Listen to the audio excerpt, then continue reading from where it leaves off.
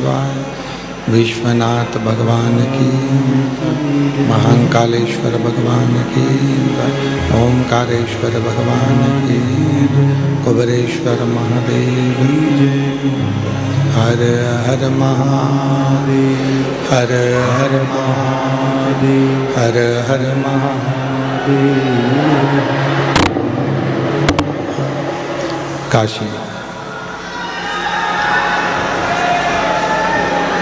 विश्वनाथ ओगड़दानी त्रिकालदर्शी कैलाशी अविनाशी भगवान शिव की पवित्र पावन शिव महापुराण की कथा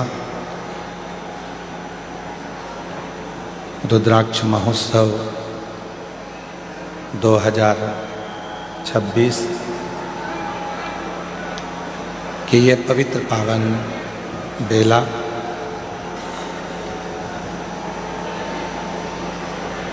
आप सभी जीजियों का मायका, वेलकम टू मायका।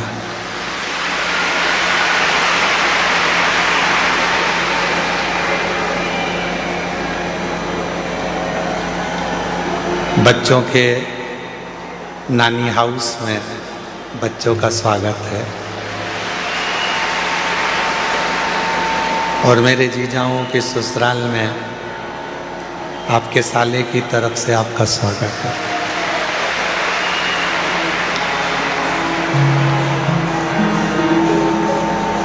ये पवित्र पावन कुबेरेश्वर बाबा की पवित्र धरा, जहाँ इस पवित्र प्रांगण में जो ये आप लोगों ने बनवाया है, आप लोगों की सेवा के लिए ये पवित्र पंडाल में पहली बार बाबा की ये कथा यहाँ हो रही है।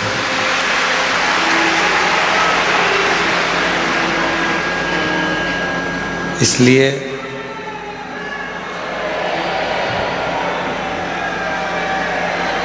इस पवित्र कथा के दिव्य और भव्य रुद्राक्ष महोत्सव 2026 के अवसर पर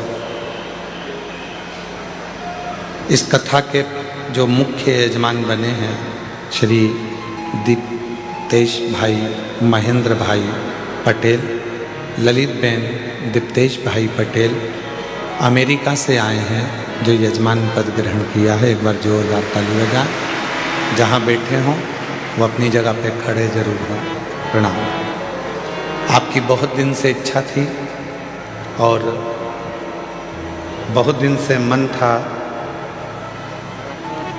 शिव महापुराण के यजमान पद ग्रहण करने का। एक बार उनके लिए जोरदार ताली बजाएं जो अमेरिका से आए। सोमानी जी जो प्रतिवर्ष इस पवित्र कथा के और तीर्थ कथा के यजमान बनते हैं, सूरत से जिनकी साड़ियों की, कपड़े की फैक्ट्रियां हैं, एक बार जोरदार ताली बजाकर उनके लिए साथी का। श्री दिनेश गणपति काबरा जी, काबरा परिवार एरंडोल से, जो अभी यहाँ नहीं पहुँच पाए हैं, कथा में 1-2 दिन के लिए जरूर आएंगे। प्रत्येक तीर्थ की कथा में और प्रत्येक कुबेरेश्वर बाबा की धरा पर दिनेश गणपति काबरा जी, काबरा परिवार एरंडोल हमेशा यजमान बना है। एक बार उनके लिए जोरदार ताली बजाएं। श्री सत्यनारायण रामदयाल मालपानी जी संभाजी नगर से हैं, जो पूर्व में भी कथा के यजमान बन चुके हैं और बाबा की कृपा से इस वर्ष भी यजमान बने हैं। जोरदार ताली बजाएं। स्वर्गीय मुरलीधर राव काले जी की स्मृति में श्री अनिल मीनाक्षी काले जी द्वारा विदर्भ कर्नाटका से शिव महापुराण कथा के यजमान पद ग्रहण करें हैं। एक बार उनके लिए जोरदार ताली बजाएं। स्वर्गीय सुमित्रा देवी गोवर्धन लाल जी माहेश्वरी की स्मृति में पुत्र संतोष राधा महेश्वरी द्वारा इंदौर से प्रतिवर्ष आप कुबेरेश्वर धाम के और गुरु पूर्णिमा के यजमान बनते हैं। एक बार जोरदार ताली बजाएं। इंदौर से स्वर्गीय श्री रामचंद्र सोटेवार जी की स्मृति में सुहानी सुहासिनी विजय कुमार रामचंद्र सुष्टराम जी द्वारा उदगीर से शिव महापुराण कथा के यजमान बने हैं। एक बार जोरदार इनके लिए ताली बजाएं, जो पूर्व में भी यहाँ यजमान पद ग्रहण कर चुके हैं। बहुत बहुत साधुवाद। श्रीमती सरला कैलाश रुंगटा जी कलकत्ता से हैं, जो शिव महापुराण कथा के यजमान पद ग्रहण करे हैं और पूर्व में भी अपने यजमान पद बने हैं। जोरदार ताली बजाएं। स्वर्गीय बसंत कुमार कोठारी जी की स्मृति में श्रीमती शोभा बसंत कोठारी जी आशीष कुमार जी द्वारा बेलवाड़ी सेंधवा से आप कथा के यजमान पद ग्रहण करे हैं। श्री रमेश रेखा ठकराल जी, मोना ठकराल जी दिल्ली से, ये बेटी भी बैद्यनाथ जी में भी यजमान पद ग्रहण करी थी, गुरु पूर्णिमा पे भी यजमान पद ग्रहण करी थी, पिछले रुद्राक्ष उत्सव में भी यजमान पद ग्रहण करी थी और इस रुद्राक्ष उत्सव में भी बेटी ने यजमान पद ग्रहण किया है। एक बार जोरदार ताली बजाएं। श्रीमती पार्वती सदाशिव पोद्दार जी न्यू मुंबई से हैं, जो शिव महापुराण के यजमान पद ग्रहण करे हैं। बहुत बहुत साधुवाद। श्रीमती नीलम जसवंतलाल सरिया जी कुणाल दिव्या मुंबई से हैं, जिन्होंने कथा के मुख्य यजमान पद ग्रहण करा। रमेश रेखा ठकराल जी दिल्ली से, श्री राजेंद्र एम सिंह जी, संजू देवी जी, श्वेता कैलाश पटेल जी पालघर मुंबई से हैं, जिन्होंने यजमान पद ग्रहण करा। सुशील कुमार पुरुषोत्तम महेश्वरी जी प्रतापगढ़ राजस्थान से हैं, जिन्होंने यजमान पद ग्रहण करा है। एक बार जोरदार ताली बजाएं। और श्रीमती भुवनेश्वरी यादव, अनुराग सिंह यादव जी पूर्वजों की स्मृति में जयपुर से यजमान पद आप लोगों ने ग्रहण किया, उसके लिए साधुवाद। स्वर्गीय मदन लाल जी बर्फी गोयल जी की स्मृति में मधु श्याम सुंदर गोयल जी द्वारा नोएडा उत्तर प्रदेश से यजमान पद ग्रहण करा है। ये यजमान परिवार नोएडा का पूर्व में भी गुरु पूर्णिमा पे, पूर्व में दिल्ली में और पूर्व में रुद्राक्ष उत्सव में यजमान पद ग्रहण करा, तीर्थ में भी यजमान पद ग्रहण करा और आज फिर बाबा की कृपा से यजमान पद ग्रहण करा। जोरदार ताली बजाएं। स्वर्गीय किशन राव जी की स्मृति में अरुण शैलेश पाटिल जी संभाजी नगर से हैं, जिन्होंने यजमान पद ग्रहण किया है। श्री रमणीक लाल रायचूरा जी, रंजना जी रायचूरा जी टिकरापारा बिलासपुर से हैं, टिकरापारा बिलासपुर से। एक बार जोरदार ताली बजाएं, जिन्होंने यजमान पद ग्रहण किया। केदारनाथ मीना जायसवाल जी ठाणे महाराष्ट्र से हैं, जो यजमान पद ग्रहण करे हैं। स्वाति मयंक गुप्ता जी मेरठ से हैं, जो यजमान पद ग्रहण करें हैं। एक बार जोरदार ताली बजाएं। स्वर्गीय जयकृष्ण पटेल जी की स्मृति में श्रीमती पारुल प्रीत दृष्टि पटेल जी द्वारा न्यू जर्सी अमेरिका से आकर आपने यजमान पद ग्रहण किया है। एक बार इस परिवार के लिए भी जोरदार ताली बजाएं, जो कि अमेरिका से पधारे हैं। सुभाष चंद्र रक्षा कटियार जी बेंगलोर से आए हैं, जिन्होंने पूर्व में भी यजमान पद ग्रहण किया था और आज भी यजमान पद ग्रहण करें हैं। एक बार जोरदार ताली बजाएं। श्री राम किशोर जी पूनम सिंह जी दिल्ली से यजमान पद ग्रहण किया है, उनके लिए भी साधुवाद। श्री प्रकाश गुप्ता जी, मधुबाला गुप्ता जी चंदोली संभल से हैं, जिन्होंने यजमान पद पूर्व में भी ग्रहण किया, इस बार भी पद ग्रहण किया है। एक बार जोरदार ताली बजाकर उनके लिए साधुवाद। श्री हंसराज लखनपाल जी हिमाचल प्रदेश से आए हैं, जिन्होंने यजमान पद ग्रहण किया है हिमाचल प्रदेश से। एक बार जोरदार ताली बजाकर उनके लिए साधुवाद देंगे। वीरेंद्र कुमार वार्षणे, गीता वार्षणे जी अलीगढ़ उत्तर प्रदेश से हैं, जिन्होंने कथा का मुख्य यजमान पद ग्रहण किया, उनके लिए साधुवाद। जोरदार ताली बजाएं। श्री सुनील गणपत राव देशमुख जी प्रणीता सुशील देशमुख जी पुणे से हैं, जिन्होंने यजमान पद ग्रहण किया है। श्री जगत सिंह फुलवती सिंह जी नेरुल मुंबई से हैं, जिन्होंने यजमान पद ग्रहण किया। एक बार इनके लिए जोरदार ताली बजाएं। पूर्व में भी आपने यजमान पद ग्रहण किया था और आगे भी आप लोग हमेशा ऐसे ही यजमान पद के लिए तत्पर रहे हैं। एक बार जोरदार ताली बजाएं। श्री अवधेश दीपमाला बर्नवाल जी बनारस से हैं, जिन्होंने यजमान पद ग्रहण किया। और श्री आकाश कुशवाहा जी इंदौर से हैं, जिन्होंने मुख्य यजमान पद ग्रहण किया। एक बार जोरदार ताली बजाकर इन सभी के लिए साथ होता है। सभी यजमान परिवार जिनके सहयोग से और जिनके अथक आनंद प्रयास से ये कथा प्रतिवर्ष पूर्ण होती है। शिव और शिव की ये पवित्र भूमि, कंकर शंकर की धरा, जहाँ बैठकर आप भगवान शिव की अविरल भक्ति को प्राप्त कर रहे हैं।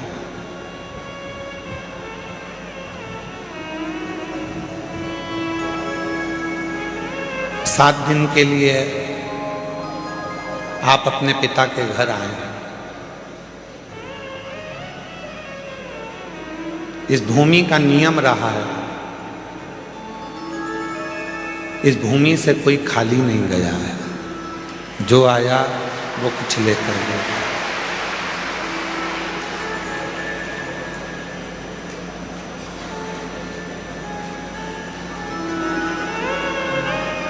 एक दादाजी की गोद में अगर पोता बैठता है, उठता है, तो दादाजी का पेन लेकर जाता है।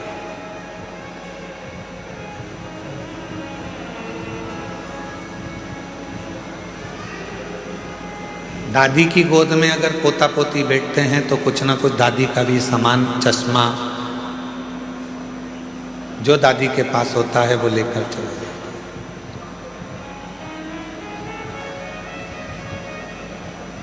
लाखों की संख्या में आप लोग आए हैं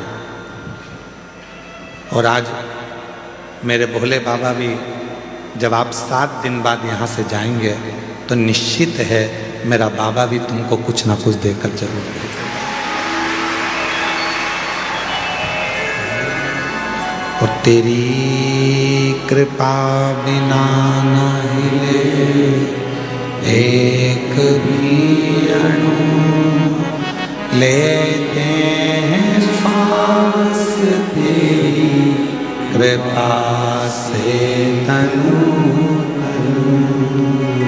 बखान क्या करूं मैं रागों के घेरा, चपटी भभूत में खजाना कुबेरा। हे गंगाधार मुक्ति ओंकार तू, भोले ओंकार तू, आयो शरण तिहारी शंभु तारकार तू। बखान क्या करूं मैं रागों के ढेर का। आप भी बोलिए साथ में। बखान क्या करूं मैं रागों के ढेर, चपटी भभूत में खजाना कुबेरा। हे गंगाधार मुक्ति ओंकार तू, भोले ओंकार तू, आयो शरण तिहारी शंभु तारकार तू। बस को पकड़ना है तो बस स्टैंड जाना पड़ेगा, ट्रेन को पकड़ना है तो रेलवे स्टेशन बोलो बोलो जाना पड़ेगा, फ्लाइट पकड़ना है तो एयरपोर्ट जाना पड़ेगा, जहाज पकड़ना है तो समुद्र के तट पर जाना पड़ेगा, और भोले बाबा को अगर पकड़ना है तो कुबेरेश्वर धाम आना पड़ेगा।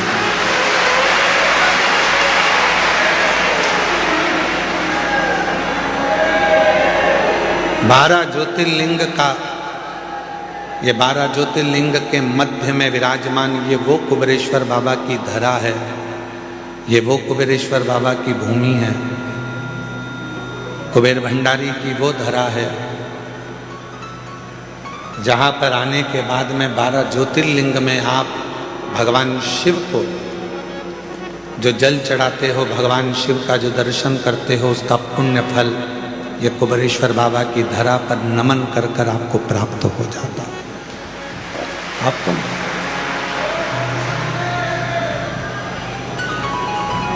अब यहां रहकर करना क्या क्या है?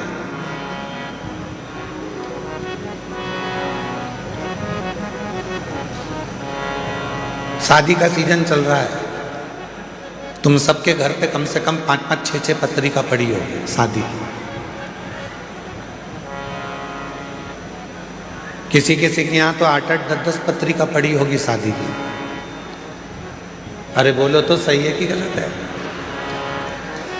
और कभी कभी ऐसा होता है कि एक ही तारीख में 6-6, 7-7 पत्रिका पड़ी रहती है शादी की।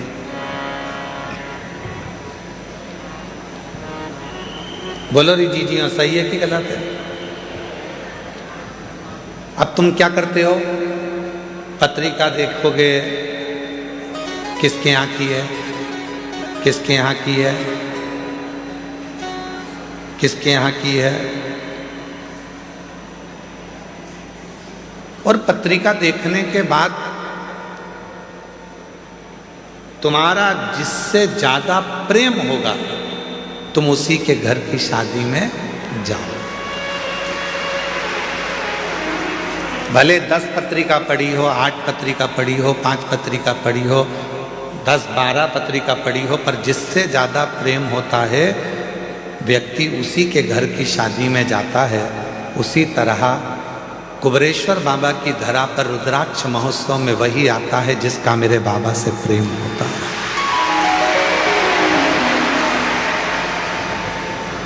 बाबा जिसको प्रेम कर लिया, आपने बाबा से स्नेह करा, आपने बाबा से प्रेम करा, पर बाबा भी तो आपसे प्रेम करे।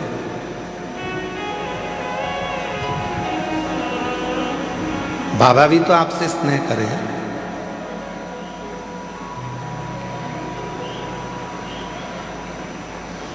तो जितने ये लाखों की संख्या में जो शिव भक्त बैठे हैं, 1 पंडाल, 2 पंडाल, 3 पंडाल, 4 पंडाल, 5 पंडाल, पीछे के 3 पंडाल, जितने जितने पंडाल में आप लोग बैठे हुए हो, आप सब ध्यान रखना, आप बाबा को कितना चाहते हो ये नहीं मालूम, पर आपको देखकर ऐसा लगता है कि मेरा भोले बाबा आपको बहुत चाहता है, आपको बड़ा स्नेह।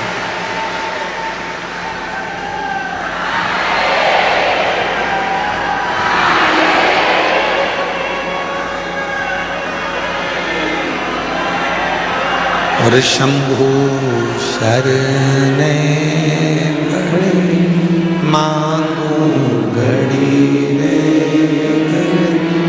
दुख काटो दया करीन दर्शन तो शंभु शरणे घड़ी मांगू दुख काटो दया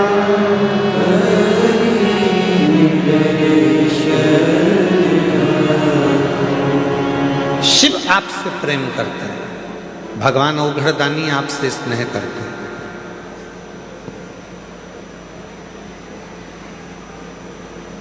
दक्ष प्रजापति के घर में 60 कन्याओं का जन्म हो चुका था।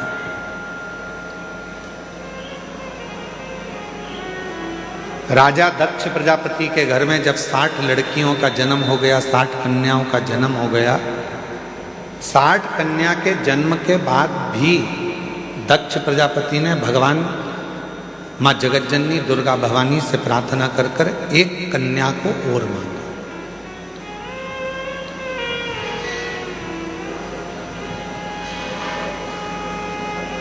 एक कन्या और मांगा।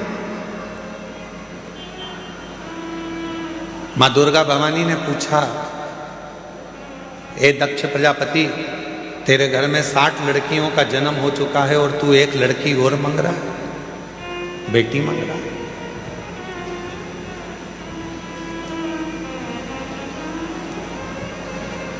अभी हम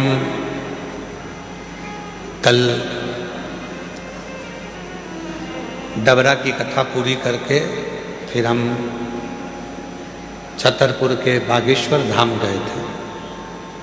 वहाँ पर भाई श्री रमेश भाई जी ओझा जी ने, पूज्य भाई श्री ने एक बड़ी सुंदर बात कही। पूज्य भाई श्री ने कहा जैसे अपन कहीं दान देते हैं और दान देने के बाद रसीद लेते हैं,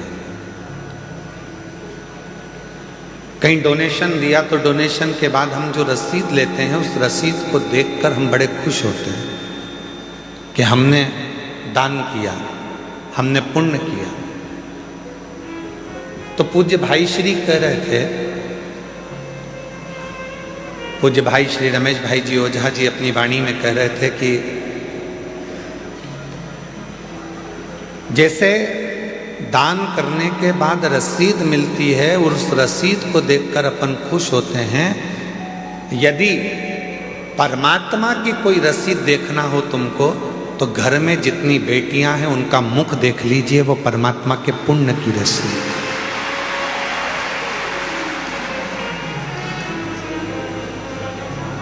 वो परमात्मा के पुण्य की रसीद है। घर में यदि एक बेटी का जन्म हो जाए तो समझ लेना कि उस भोलेनाथ ने तुम्हारे घर में एक रसीद सिग्नेचर कर दे दी है। ये रसीद ही कन्यादान करने के बाद तुम्हें पार लगा देगी, वो रसीद।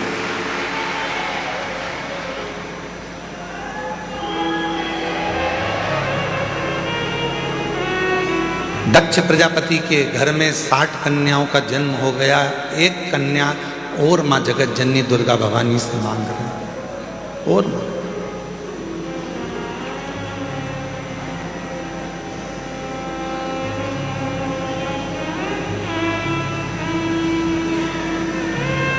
हे मां जगत जननी दुर्गा भवानी मां, हमारे घर में एक लड़की और हो जाए, एक बेटी और जन्म ले ले, एक बेटी का जन्म और हो जाए।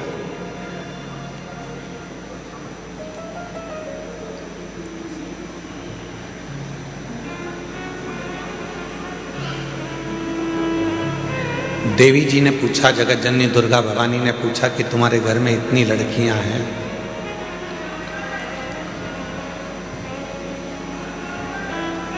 पीछे की आवाज का ध्यान दे, तुम्हारे घर में इतनी बेटियां हैं, तुम्हारे घर में इतनी लड़कियां हैं, तो तुम्हें और लड़की की क्या जरूरत?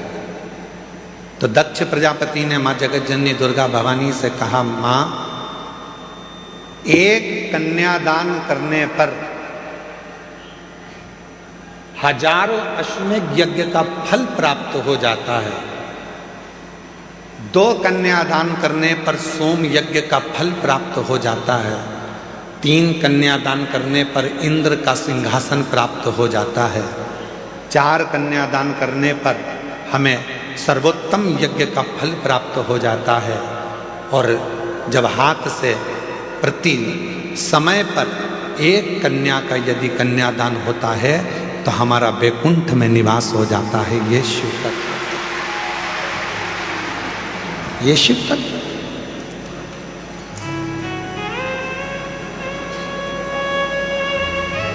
एक बेटी और दे दो।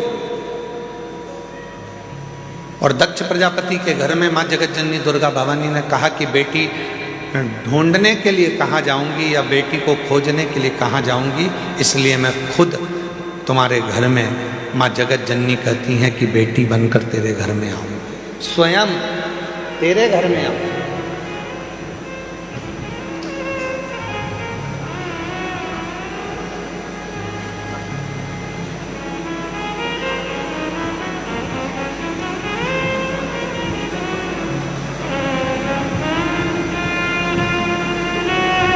लोग कहते हैं बेटी घर में जन्म ले ली। यहाँ हमारे जजमान परिवार में ठकराल परिवार बैठा हुआ है।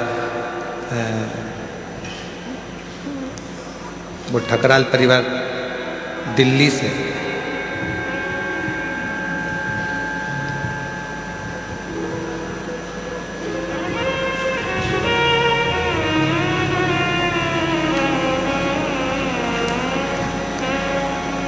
इस बेटी से एक हिम्मत लेना चाहते। कहाँ बेटी है बेटा? ये बेटी है। इस बेटी से एक हिम्मत लो। एक कथा का यजमान पद ग्रहण करने के बाद में जब यहाँ से जाती है तो बाबा से कहकर जाती है कि दूसरे फिर जजमान बनने के लिए तुझे व्यवस्था करना है, और ऐसी व्यवस्था करना है कि मैं अपने माँ बाप को कुबेरेश्वर धाम पर आकर यजमान पद ग्रहण करा दूं। नौकरी कर कल एक डबरा के अधिकारी जी ने प्रश्न किया डबरा में, पूर्व गृह मंत्री श्री नरोत्तम मिश्रा जी के यहाँ कथा चल रही थी, तो वहाँ एक अधिकारी ने, वहाँ के अच्छे अधिकारी ने एक प्रश्न किया कि गुरुजी, कथा बहुत होती हैं, पर आप जब शिवपुराण की कथा करते हैं तो ये आपकी कथा में बहुत सारी माताएं आती हैं, इसका कारण क्या है?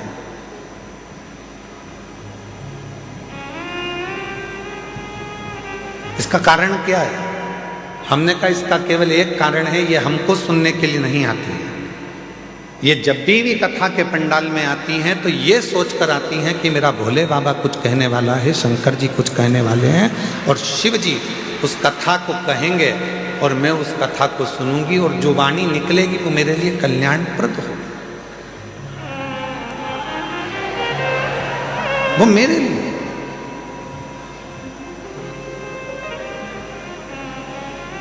एक लड़की की सर्विस नहीं लग रही थी, एक माँ बाप पत्र है,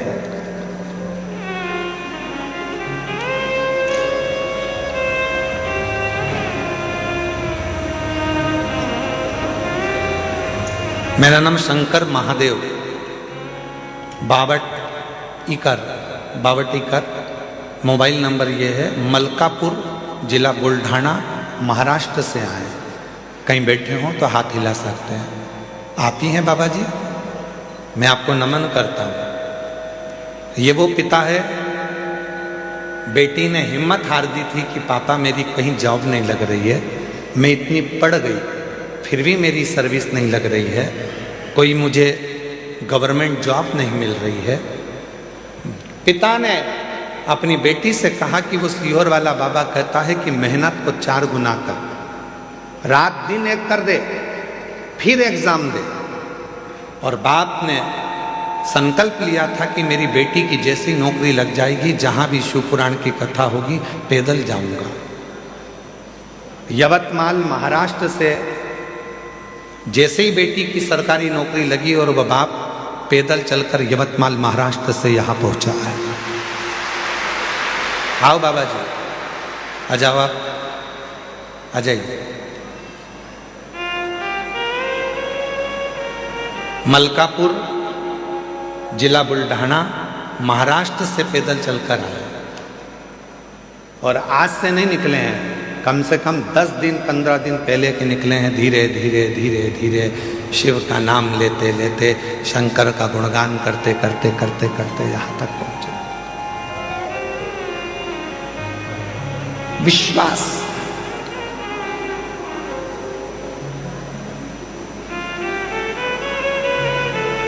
किसको सुनने के लिए आए हो? आप सीहोर वाले बाबा को तो टीवी पर भी सुन लेते हो, सीहोर वाले महाराज को तो, और सीहोर वाला महाराज तो आपसे मिलता तक नहीं है।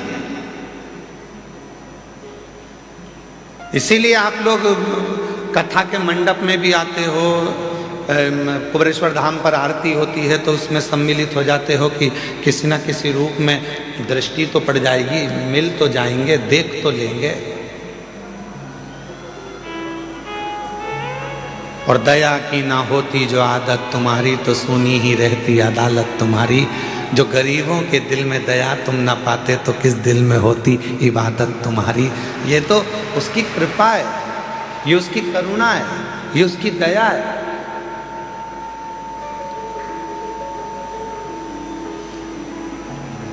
ये शिव की उदारता है। एक बेटी तुम्हारे घर में यदि है और उस परमात्मा से कहना, और फिर निवेदन करूं मेरी जीजियों, बेटे के जन्मदिन पर तुम फटाके फोड़ो चाहे ना फोड़ो, बेटे के जन्मदिन पर तुम नगाड़े बजाओ चाहे ना बजाओ, पर बेटी तुम्हारे घर में जन्म ले तो उस दिन खूब खुशियां मनाना कि मेरे घर में मेरे परमात्मा ने एक बेटी को भेज दिया।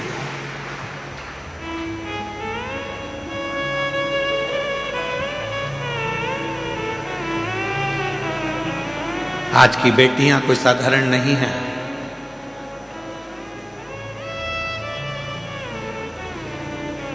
जो भारत की भूमि के लिए तत्पर आगे बढ़कर मिसाइलों को दागती है और भारत की एक बेटी पूरे पाकिस्तान को हिलाकर आ जाती है, ये वो भारत की भूमि है। ये वो भारत की भूमि है जिस भारत की भूमि पर बेटियों का सम्मान है, जिस भारत की भूमि पर बेटियों का आदर है, जिस भारत की भूमि पर बेटी को कन्या रूपी रतन कहा जाता है, जिस भारत की भूमि पर बेटी को हमारे यहाँ एक माणिक रतन कहा जाता है, जिस भारत की भूमि पर बेटी को सम्मानता का भाव दिया जाता है, ये वो भारत की भूमि है।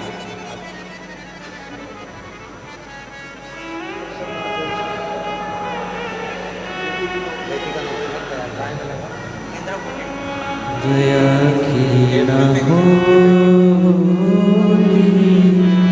जो आदत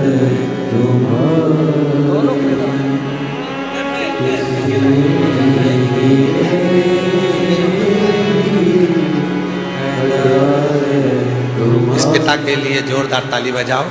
बेटी का जॉब लगा तो यवतमाल महाराष्ट्र से पैदल चलता चलते कुबेरेश्वर धाम।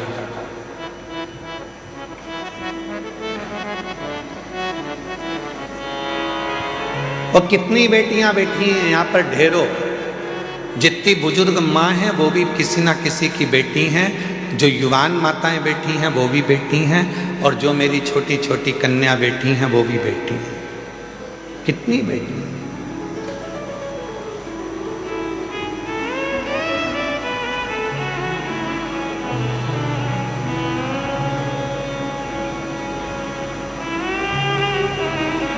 अभी भोपाल में एक सम्मेलन था, उस सम्मेलन में हम गए थे तो उसमें हमसे पूछा गया कि आप राष्ट्र को अगर उज्जवल देखना चाहते हैं तो क्या देखना चाहते हैं?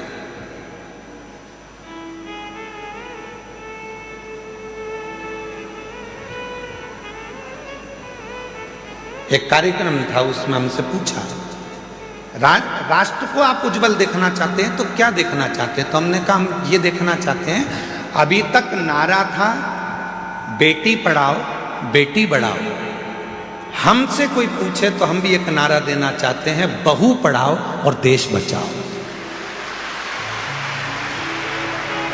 कोई हमसे पूछे तो एक नारा हम भी देंगे कि जैसे तुम बेटी को पढ़ा रहे हो, जैसे बेटी के लिए तुम अपनी जान दे रहे हो, वैसे बहू को भी अपने घर में आने के बाद उसकी इच्छा पूछो, बेटा पढ़ना है, आगे बढ़ना है, तुझे कुछ करना है।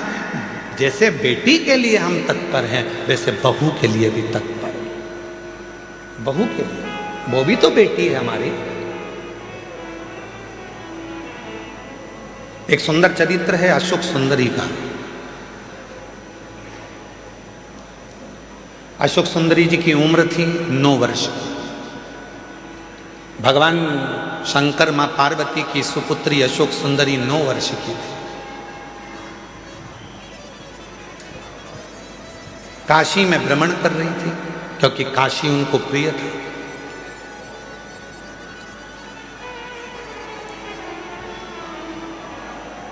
अशोक सुंदरी जी को काशी बड़ा प्रिय था। काशी में रह रही थी, काशी में भ्रमण कर रही थी, और भ्रमण करते करते काशी की धरा पर अशोक सुंदरी एक दिन बाबा विश्वनाथ जी के पास में पहुंच गई, अपने पिताजी के पास।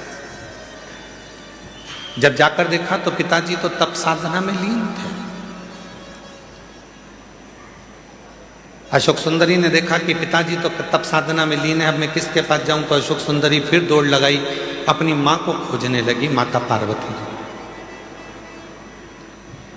उस समय पर मां जगतजननी जगदम्बा अंबा माता पार्वती मैया असुरों का संहार करने के लिए गई थी। मां जगतजननी को ढूंढ, पार्वती जी मिलती नहीं। अशोक सुंदरी आखिरी में ढूंढते ढूंढते श्री गणेश जी महाराज के पास में गई, गणेश जी भी नहीं मिले। षडानंद कार्तिकेय जी के पास गई, षडानंद कार्तिकेय भी नहीं मिले।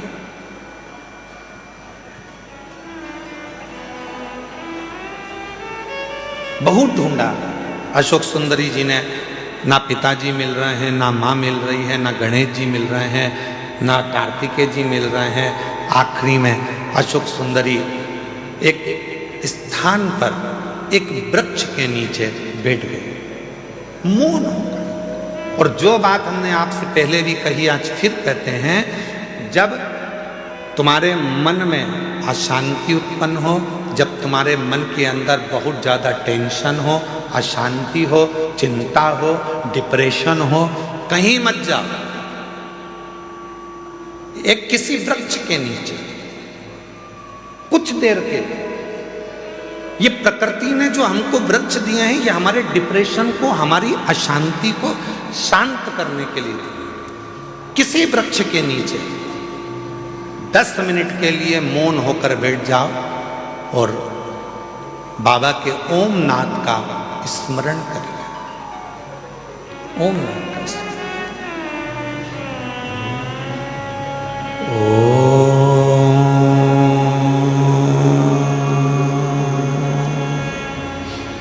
जब हम ओम नाद का स्मरण करते हैं किसी वृक्ष के नीचे बैठकर, तो प्रकृति के देव भगवान देव अधिदेव महादेव हमारे ऊपर दृष्टि देते हैं, हमें देखते हैं।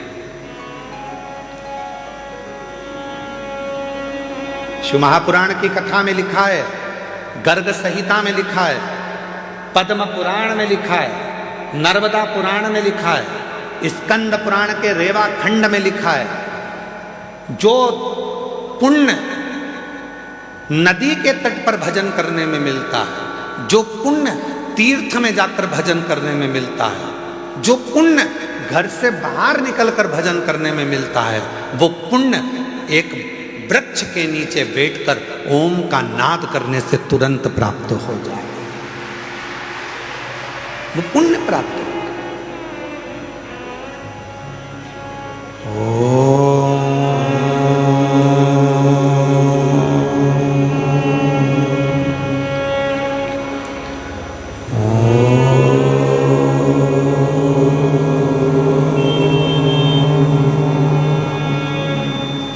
एक नाद शिव से मिलने का।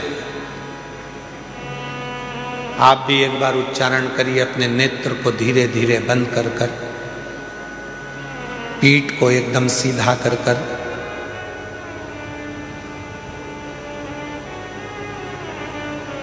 दोनों भुकुटियों का स्मरण मध्य बिंदु में कर कर इस ओम को लंबी गूंज के साथ अपने मुख से उच्चारण करिए।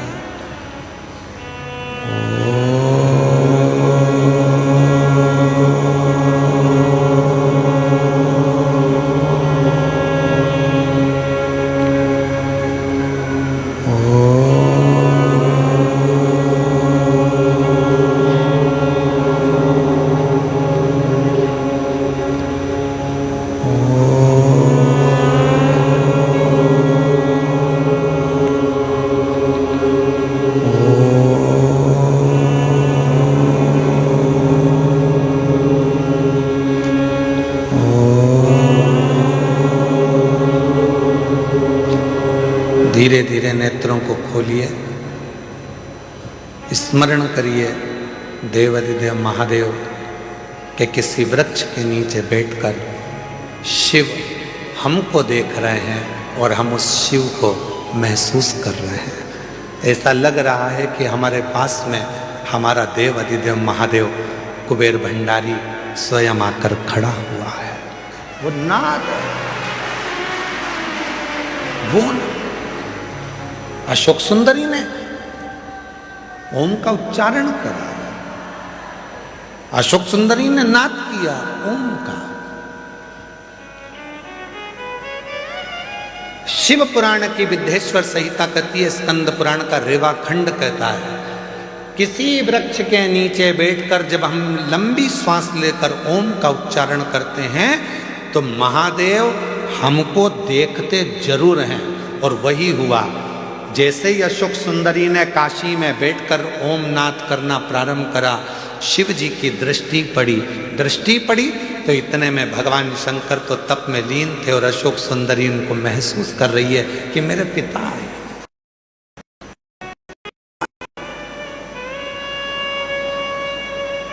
अशोक सुंदरी ने, पिताजी बहुत प्यास लग रही है, पापा बहुत प्यास लग रही है, बाबुल बहुत प्यास लग रही है। जिंदगी में यदि किसी बाप बेटी का प्रेम देखना है, जीवन में किसी पिता और पुत्री का प्रेम देखना है, तो दो जगह पर देखिएगा। एक देखिए देवाधिदेव महादेव और अशोक सुंदरी का प्रेम, और दूसरा देखिए नरसिंह मेहता और नानी भाई का प्रेम। दोनों संबंध क्या है, रिश्ते क्या है, नाते क्या है, एक बाप और बेटी का स्नेह क्या होता है, ये शिव पुराण बता सकता है। एक बाप और बेटी का स्नेह क्या होता है, ये शिव पुराण बता सकता है।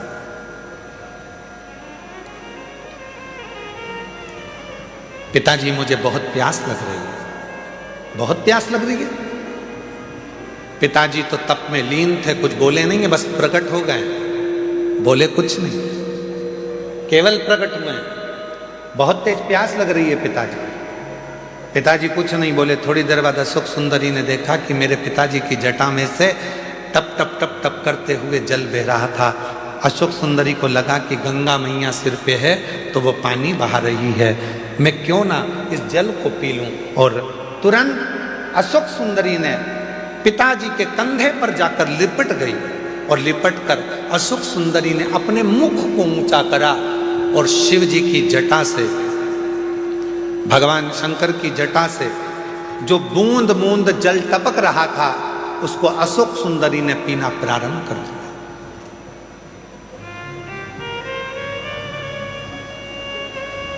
तीन बूंद मुख में गई, चौथी बूंद मुख में गई, पांचवी बूंद मुख में गई, छठी बूंद मुख में गई, और सातवीं बूंद जैसे ही मुख में जा रही थी, इतने में मां जगत जननी जगदम्बा अम्बा दौड़कर सिंह पर चढ़कर अपनी बेटी के पास दौड़कर आ रही थी।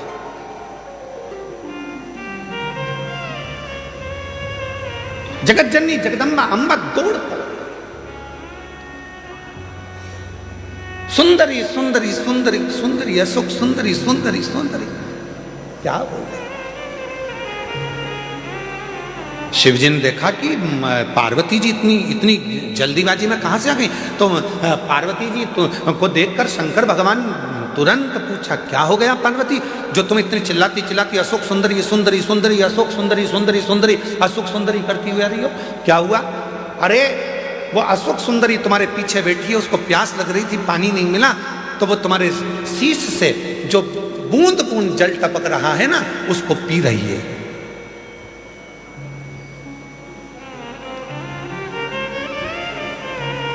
पार्वती जी बोली, वो बूंद बूंद जल को पी रही है। शिवजी बोले, तो गंगा ने तो जल नहीं टपकाया, गंगा ने तो एक बूंद जल नीचे नहीं गिराया।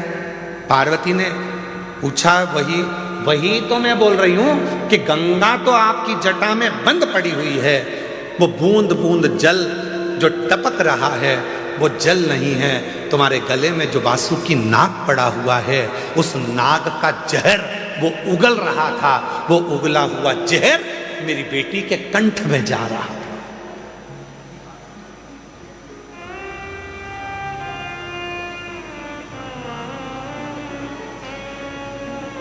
वो वासुकी नाग का उगला हुआ जहर मेरी बेटी के कंठ में जा रहा है, इसलिए मैं अपनी बेटी को बचाने आई हूं। शंकर भगवान बहुत तेज मुस्कुराए, हंस दिए। शिवजी ने कहा, पार्वती तुम मुझे जान नहीं पाई है। सुन लेना दुनिया के लोगों, जो शिवजी पे चढ़े हुए जल का पानी पीने के लिए मना करते हैं, जल पीने का मना करते हैं, उनके लिए कथा प्रेरणा है। लोग कहते हैं शिवजी पे चढ़ा हुआ जल नहीं पीना चाहिए, वो कथा को ध्यान से सुनना। रुद्राक्ष महोत्सव 2026 के प्रथम दिवस की कथा को अपने चित्त में बिठाना। शिवजी हंसे, पार्वती से कहा, पार्वती तू मुझे अभी तक समझ नहीं पाई है। पार्वती ने पूछा, क्यों, तूने क्या कहा। मेरे जटा से बाल में से पानी टपक रहा था और अशोक सुंदरी पी रही थी, और वासुकी नाग ने जहर उगला था, वो जहर अशोक सुंदरी के मुख में चला गया था। अरे पार्वती तो मुझे समझ नहीं पाई है। पार्वती, अगर जहर भी मुझ पर चढ़ जाता है तो वो भी अमृत बन जाता है, तू कब समझेगी?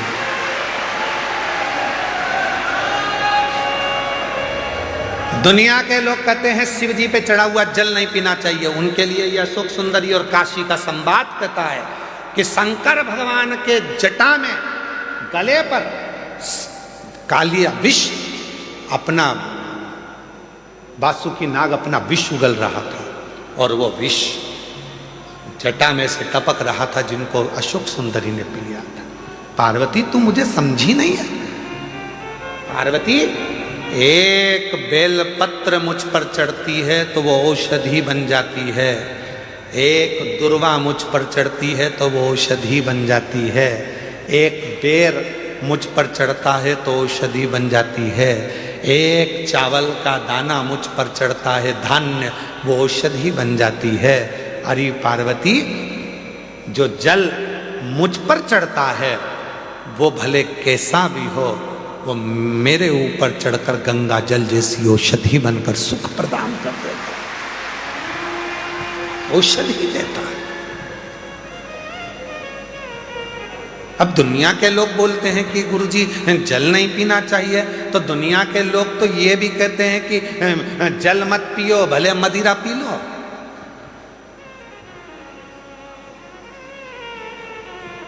दुनिया के लोग तो बड़े बड़े अच्छे अच्छे हीरो भी गुटखे का प्रचार कर रहे हैं, खा लो गुटखा। दुनिया के लोग तो गलत गलत प्रचार कर रहे हैं, कर लो गलत काम। नहीं,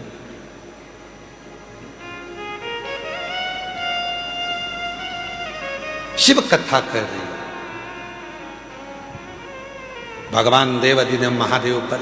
हम तो यहां तक कहेंगे, डबरा की कथा में कहा था, आज फिर कह रहे हैं, 3 दिवसीय डबरा की कथा में कहा था, यदि तुम्हारे पास में देने के लिए शिव जी के कुछ भी नहीं है, कुछ भी तुम्हारे पास में नहीं है मेरी जीजियों, मेरे जीजाओं, मेरी बेटियों, मेरे बेटाओं, क्योंकि भगवान शंकर प्रकृति के देवता हैं। शिव जी को ना तुम्हारा धन चाहिए, ना वैभव चाहिए, ना दौलत चाहिए, ना तुम्हारी सत्ता चाहिए।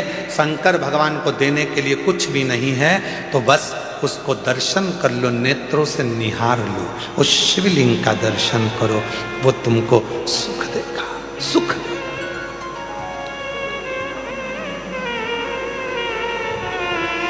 जब हम रात्रि को यहाँ पर पहुंचे तो रात्रि में यहाँ पर आए तो एक माता जी ने एक पर्ची लिख के दरवाजे में सरका दी, तुम ऐसा मत करना। एक माता जी ने पर्ची लिखी और दरवाजे में सरका दी। हमने आशीष से बोला कि पर्ची उठाना जरा। आए थे, बस अंदर गए, प्रवेश करा और कमरे में जैसे पहुंचे तो पर्ची पड़ी थी, तो हमने उस पर्ची को पढ़ा। तो उस पर्ची में हमने कहा आशीष जरा पर्ची उठाओ। पर्ची उठाई तो उसमें लिखा था कि कंकर शंकर शिला के हम जल नहीं चढ़ा पाएंगे, तो हम दूर बैठ के भगवान की पूजन करें, आराधना करें, चलेगा? हमारा निवेदन है, लाइट चाहते हो तो डीपी के पास जाने की जरूरत नहीं है, कनेक्शन तुम्हारे पास में है। तुम जहां बैठकर कंकर शंकर की धरा पर उस शिव को याद करोगे, वो वहीं आकर दर्शन देगा। जहां तुम बैठे हो, जहां तुम हो। शिव महापुराण की कथा केवल एक ऐसी कथा है कि सीहोर वाला बाबा तो दिखता ही नहीं है, सीहोर वाला महाराज नजर भी नहीं आता, लोग कहाँ कहाँ बैठे हुए हैं उनको दिखेगा नहीं। आएंगे, कथा सुनेंगे, बाबा को प्रणाम करेंगे, कंकर शंकर पूजन करेंगे, दिल से प्रार्थना करेंगे और बाबा उन पे कृपा कर देता। एक पत्र है एक बेटी का, आज सारे पत्र बेटियों के ही हैं। एक वकील बेटी का पत्र, वकील है,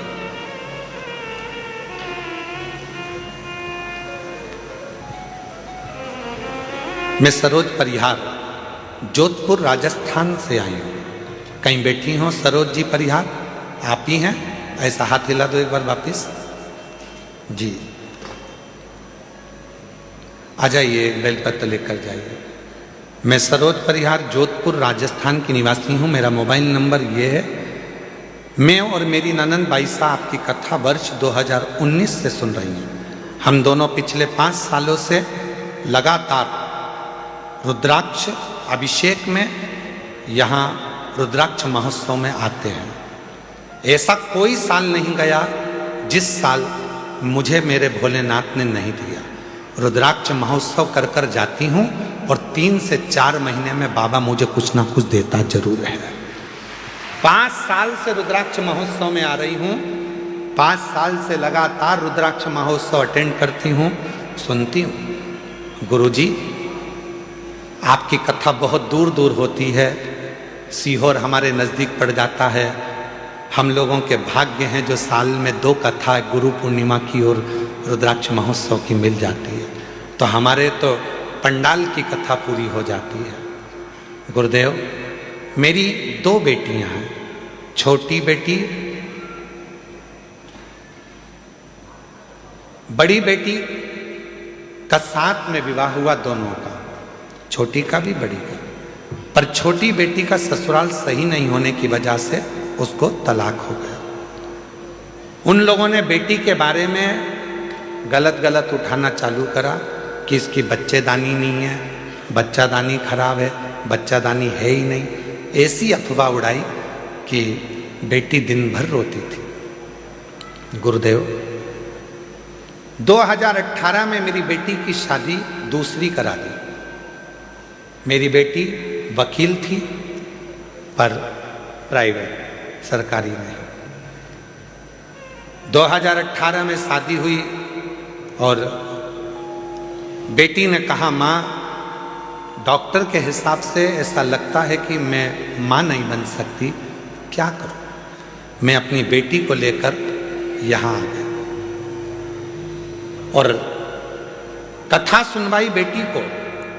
कथा सुनने के बाद जब बेटी पहली बार यहाँ से गई, उसका गर्भ ठेर गया। पर ना जाने ऐसा क्या हुआ कि बेटी का जो बच्चा हुआ वो शांत हो गया। बेटी फिर टूट गई।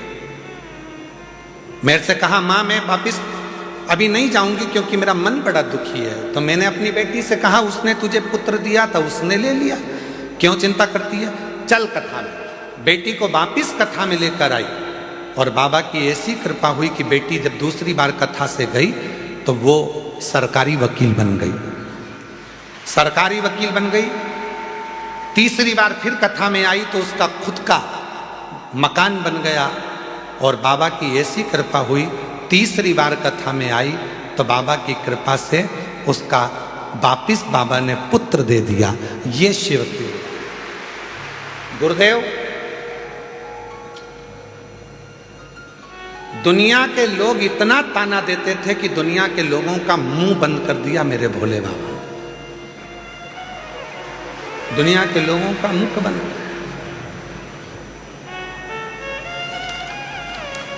शिव कथा करती है।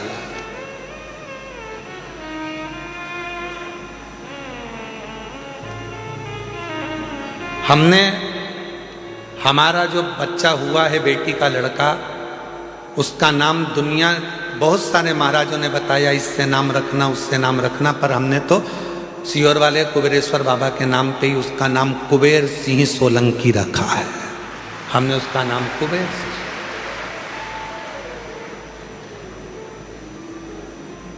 इसमें एक लाइन माता ने लिखी कि मेरी बेटी इतनी टूट गई थी, वकील होकर इतनी टूट गई थी कि वो अपने शरीर को नहीं रखना चाहती थी, इतनी टूट गई। हिम्मत दी शिव ने, सीहोर वाले महाराज ने नहीं। और फिर निवेदन है, तुम सीहोर वाले महाराज के चक्कर में पड़ना भी मत, बिल्कुल भी।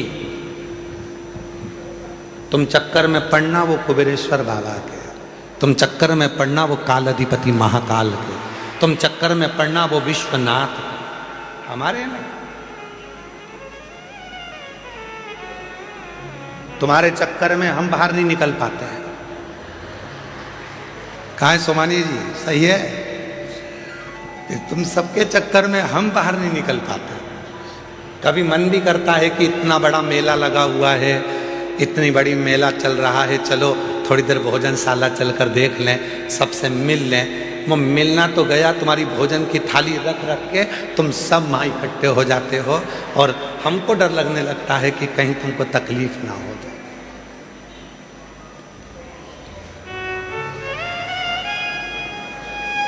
उसके चक्कर में रहो।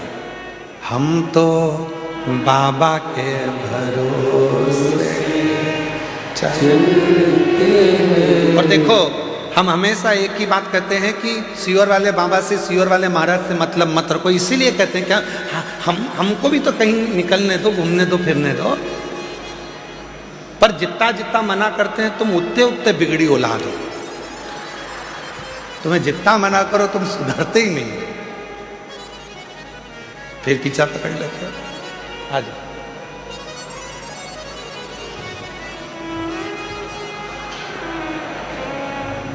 बाबा ने हमको चलना सिखाया, बाबा ने हम।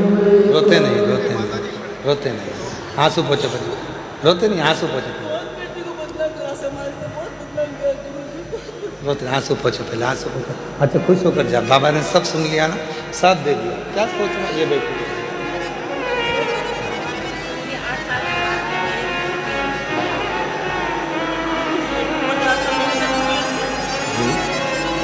देखो पता है। हाँ। पहले आंसू पोछो, आंसू पोछो, अच्छे खुश होके जाओ। बाबा ने सब दे दिया ना, अब क्या सोचना उसको।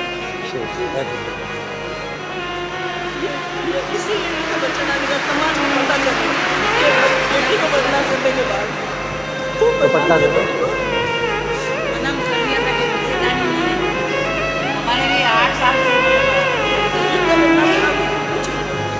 शिव कृपा। जी कह रही हैं कि बेटी को ऐसा कह दिया था कि बच्चेदानी नहीं, बच्चेदानी नहीं, तो पूरी समाज में बात फैल गई, उससे कोई शादी ना करे। आखिरी में उसने सोच लिया था कि शरीर नहीं रखूंगी। तब वो बहन अपनी बेटी को लेकर एक रुद्राक्ष उत्सव में यहाँ आ गई। बेटी कथा सुनी, बेटी की शादी हो चुकी थी। वहां पर भी उसको सम्मान नहीं मिल पा रहा था कि संतान नहीं, बाबा ने दे दी।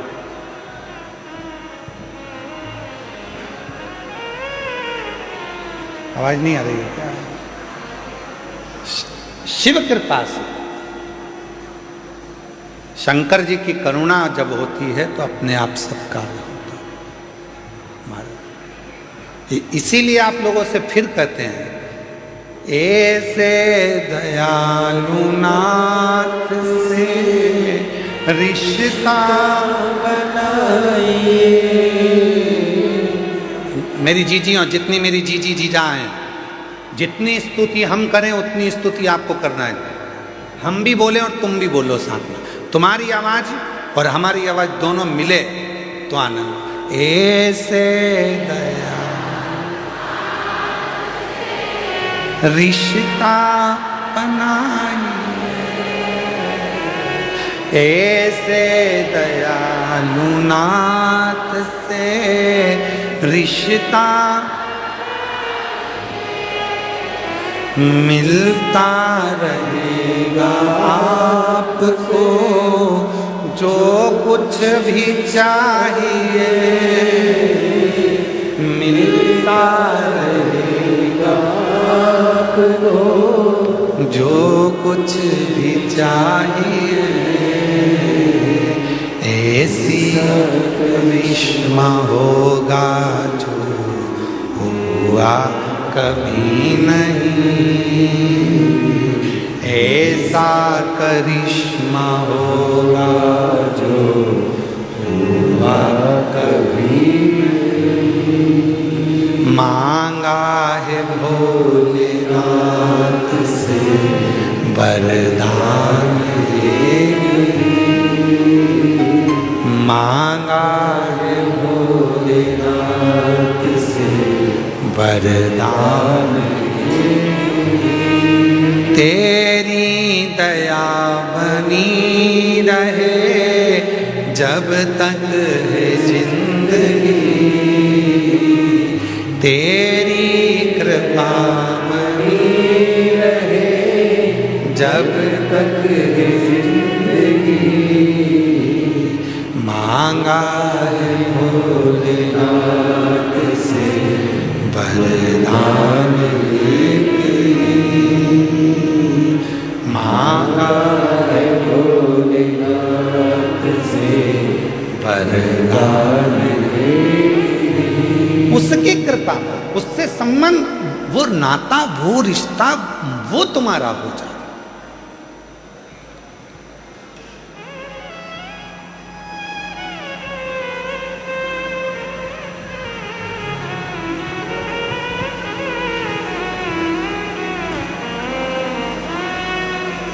तीन चीजें हैं, हो सकता है लोगों को बुरा लग जाए।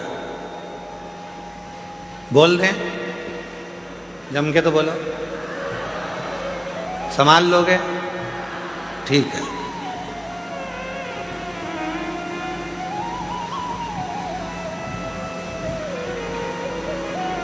वो कुत्ता किसी काम का नहीं जिसको पालो और अपने को ही काट लो। यार पूरा सुनो, अभी नहीं बजाना, अपने को धर लो। वो कुत्ता किसी काम का नहीं जिसको पालो वो ही काट ले। वो पैसा किसी काम का नहीं जिसको कमाओ और हमको ही बिगाड़ दे।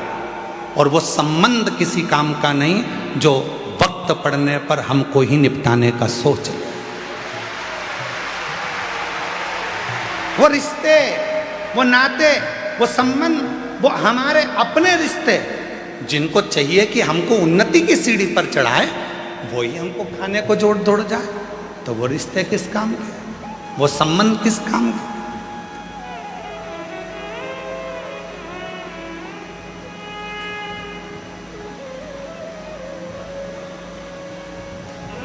हमारे देवर जी तो बहुत अच्छे हैं, पर हमारी देवरानी ने हमारे देवर को कब्जे में करके रखा, रिश्ते खत्म कर दिए। अब उनका दोनों का अच्छा प्रेम भाव है, देवर पति पत्नी का। तुम्हें भड़काने की जरूरत क्या है? आग डालने की, घी डालने की? ये उनके कहने पे चलते नहीं। वो रिश्ते बेकार,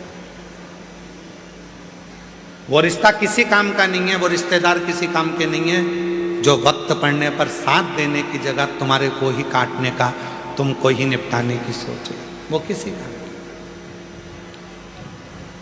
शिव महापुराण की कथा कहती है, भगवान शंकर का चरित्र कहता है, भगवान दक्ष प्रजापति ने माँ जगत जननी दुर्गा भवानी से एक बेटी मांगी और बेटी मांगने पर उन्होंने कहा कि माँ एक बेटी और हो जाए।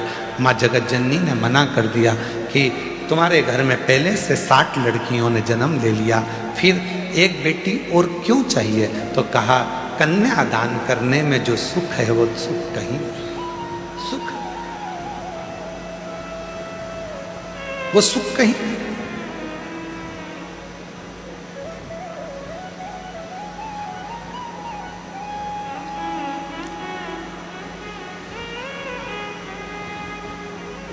जगत जननी जगदम्बा अम्मा ने कहा कि मैं स्वयं तुम्हारे घर में बेटी बनकर जन्म आई। माँ जगत जननी दुर्गा भवानी खुद बेटी बनकर आई और प्रसूति के गर्भ से एक कन्या ने जन्म लिया जिसका नाम सती है। माता सती बाल्य अवस्था से, जब माता सती का जन्म हुआ था, जब गोदी में माता सती जी थी, प्रसूति की गोद में माता सती थी, बाल्यावस्था में माँ सती माता की गोद में जब अटखेलियां कर रही थी, दक्ष प्रजापति ने सती के जन्म उत्सव को मनाया, सारे देवताओं को बुलाया, सबको निमंत्रण दिया। शिव जी के पास में भी निमंत्रण गया, शंकर जी के पास।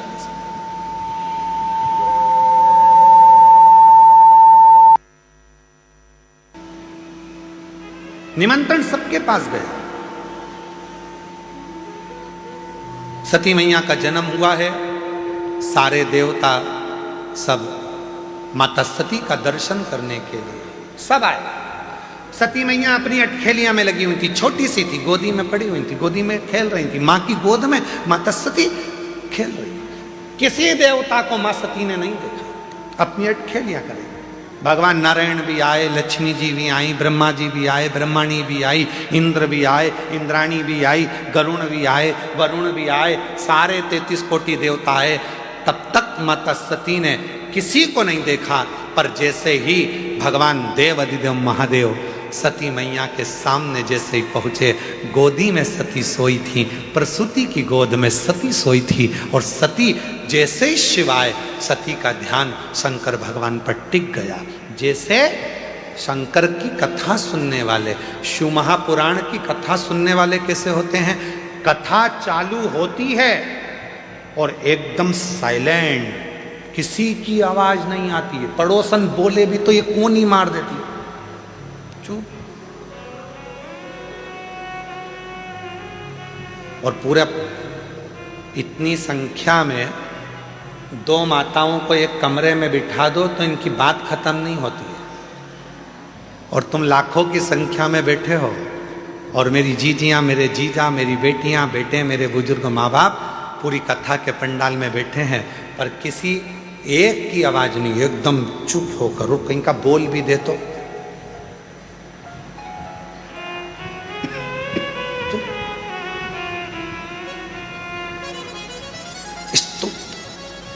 जैसे सती मैया भगवान देव अधिदेव महादेव को देखकर एकदम स्तुप्त हो गए, कुछ नहीं कर रही, ना पांव हिलाए ना हाथ हिलाए, शिव को देख रही, केवल शिव।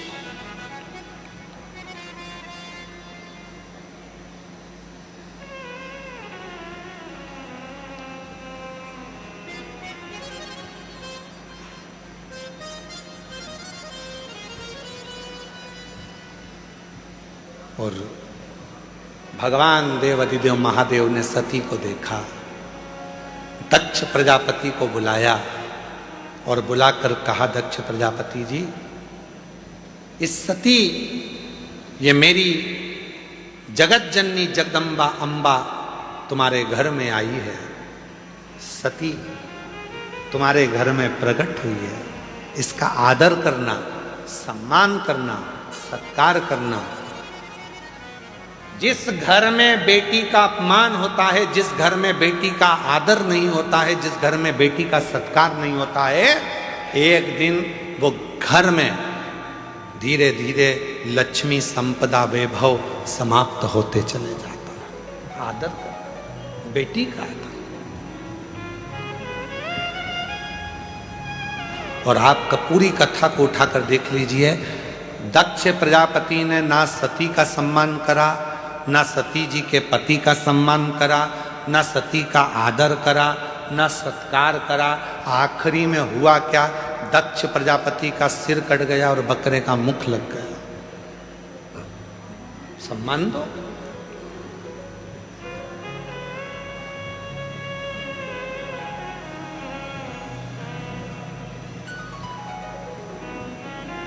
एक हमारे यहां पुरानी कहावत है, बहन बेटी आती है, अभी अभी तो भगवान ने सबको संपदा दी है, धन दिया है, तो लोग साड़ी दे देते हैं। पहले कहते थे बहन बेटी आई, ब्लाउज का टुकड़ा दे दो। क्या दे दो? अरे जम के तो बोलो, ब्लाउज का टुकड़ा। ऐसा घड़ी बना हुआ रहता था ऐसा, और 60, 70, 80 रुपए में मिल जाता था। ऐसा अच्छा बढ़िया पन्नी में धरा धराया। तो माता इतनी चतुर होती थी, उसमें टीकी का पत्ता रख के और 2 चूड़ी रख के और ऐसा उसको बढ़िया जमा जमू के और उसको बहन बेटी को दे दे, ब्लाउज का टुकड़ा दे। क्यों? दक्ष प्रजापति अपने राजसभा में, अपनी सभा के अंदर सती को एक जमीन का टुकड़ा नहीं दिया था बैठने के लिए, तो वो दक्ष प्रजापति का घर भी गया और शीश भी गया। अगर वो एक टुकड़ा दे देते तो दक्ष प्रजापति का ना शीश कटता, ना दक्ष प्रजापति का घर जाता। इसलिए बहन बेटी को एक टुकड़ा ब्लाउज का देकर बहन बेटी का आशीर्वाद प्राप्त कर लिया जाता है, जिससे घर अच्छा रहे। एक टुकड़ा बहुत, 2 शब्द हैं, जरा ध्यान से सुनिएगा। एक होता है चरण में रहना और एक होता है शरण में रहना। 2 शब्द हैं, एक है चरण में रहना और एक है शरण में रहना। मंदिर में जाते हो, तुम्हारे घर के मंदिर में भगवान को दिया लगाते हो, पूजन करते हो, अगरबत्ती लगाते हो, धूप बत्ती लगाते हो, प्रणाम करते हो, मतलब तुम भगवान के चरण में हो। कहां पर हो? जम के बोलो जरा। चरण, इसको कहते हैं चरण में रहना। अब शरण में रहना किसको कहते हैं? मंदिर में जाकर प्रणाम कर कर, दिया लगाकर, बत्ती लगाकर, अगरबत्ती लगाकर, नमन कर कर, दिया बत्ती नी भी करी, बस भगवान के मंदिर के सामने चले गए और भगवान के मंदिर के सामने जाकर फिर तुम अपनी नौकरी पे, अपनी सर्विस में, अपनी दुकान पर, अपने व्यापार में तुम चले गए। मतलब दिन भर, जब तक दूसरे दिन तक तुम भगवान के सामने नहीं पहुंचते, तब तक भगवान की शरण में तुम बने हुए हो। कहीं पर भी चले, कहीं पर। हमारा एक नियम है, हम जब भी कहीं कथा करने के लिए जाते हैं तो यहाँ बाबा के साष्टांग दंडवत करके बाहर तो हम ज़्यादा निकलते नहीं है तुम्हारे चक्कर में, क्योंकि हम दंडवत करें तुम हमारे ऊपर दंडवत कर दो। तो दरवाज़ा लगा रहता है और हम वहीं से दंडवत करके और वहाँ की धूल को, मिट्टी को शरीर से अच्छा मल के लगाकर और कथा करने के लिए चले जाते हैं। क्यों? कि बाबा हम जब यहाँ से जाएं, जब तक आए तेरी शरण में रहे। और आप तो किस्मत वाले हो, चरण में भी तुम हो और शरण में भी तुम हो, दोनों तुम हो। आज बाबा के चरणों में भी बैठे हो और शरण में भी बैठे हो। ये शिव की बात है, ये शंकर की बात।